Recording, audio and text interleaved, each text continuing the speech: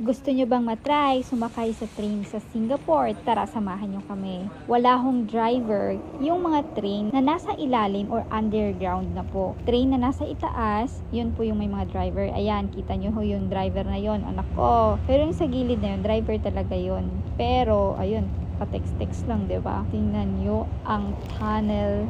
Pwede po kayong mag-video sa harapan kasi glass lang po yan. Ayan po, para kayong nasa roller coaster. Ganyan po ang trabaho ng aking husband. Yung lawak ng kanyang project, ilang kilometro yan. Kasi sa bawat station, isa yung contractor.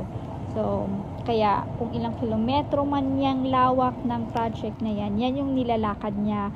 Dati kasi nasa site pa siya, so talagang nilalakad niya from east to west, north to south, para lang mag-coordinate ng mga progress sa site.